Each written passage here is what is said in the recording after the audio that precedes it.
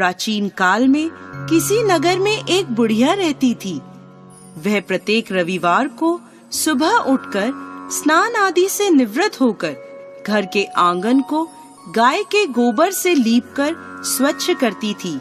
उसके बाद सूर्य भगवान की पूजा करती, फिर भोजन तैयार कर सूर्य देव को भोग लगाकर स्वयं भोजन करती थी। भगवान भास्कर की कृपा से उसे किसी प्रकार की चिंता और कष्ट नहीं था। धीरे धीरे उसका घर धन धान्य से भरता गया।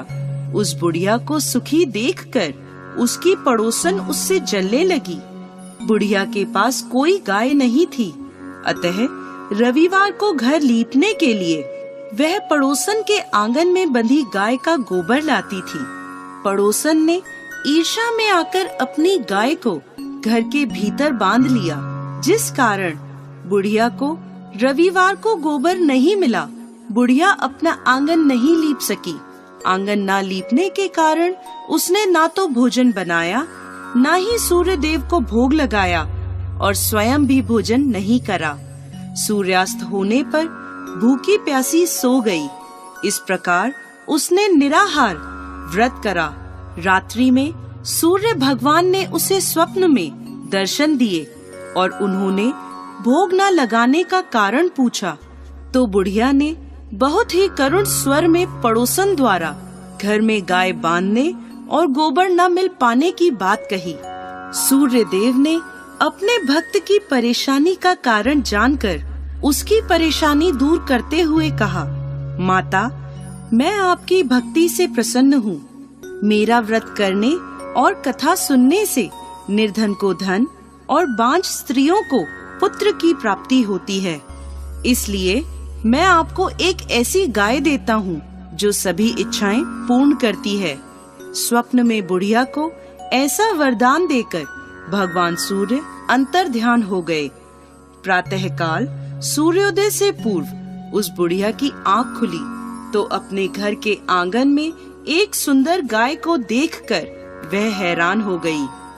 पड़ोसन ने उस बुढ़िया के आंगन में सुंदर गाय को देखा तो वह उससे और अधिक जलने लगी। जैसे ही गाय ने सोने का गोबर किया, पड़ोसन की आंखें फट गईं।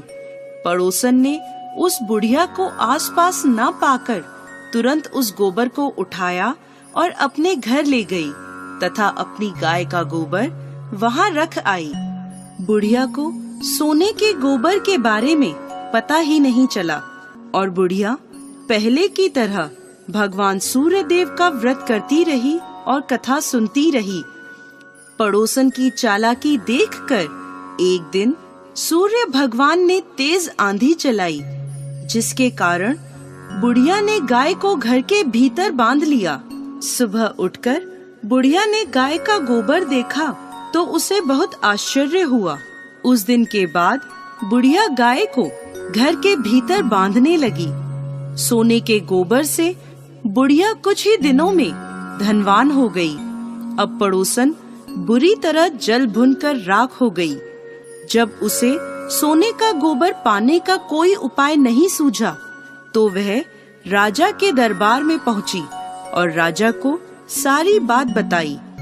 राजा ने अपने सैनिक भेजकर बुढ़िया की गाय लाने का आदेश दिया। सैनिक बुढ़िया के घर पहुँचे। उस समय बुढ़िया सूर्य भगवान को भोग लगाकर स्वयं भोजन ग्रहण करने वाली थी। राजा के सैनिकों ने गाय को खोला और अपने साथ महल की ओर ले चले। बुढ़िया ने सैनिकों से गाय न ले जाने की प्रार्थना की। बहुत रोई चिल्लाई, लेकिन राजा के सैनिक नहीं माने। गाय के चले जाने से बुढ़िया को बहुत दुख हुआ। उस दिन उसने कुछ नहीं खाया और सूर्य भगवान से गाय को पुनः प्राप्त करने की प्रार्थना करने लगी। दूसरी ओर राजा गाय को देखकर बहुत खुश हुआ और सैनिकों से बोला, इस सोने का गोबर करने वाली गाय को गौशाला की जगह मेरे कक्ष में बांधा जाए। सुबह जैसे ही राजा उठा, सारा महल गोबर और बदबू से भरा देखकर राजा घबरा गया। उसने सैनिकों से गंदगी साफ करने को कहा परंतु गोबर साफ ही नहीं हो रहा था। जितना साफ करते वह उतना ही फैल जाता। यह देखकर राजा क्रोधित हुआ और उसने पड़ोसन को राजमहल में बुलवाया और उसे दंडित किया। इसके बाद राजा ने तुरंत बुढ़िया को महल में बुलवाया और उससे क्षमा मांगते हुए सम्मान सहित गाय लौटा दी। तत्पश्चात राजा के महल से सारी गंदगी दूर हो गई। तब बुढ़िया ने राजा को रविवार के व्रत की और भगवान भास्कर द्वारा गाय दी जाने की सारी बात बताई। राजा ने अपने राज्य में घोषणा कराई कि सभी स्त्री पुरुष रविवार का व्रत किया करें।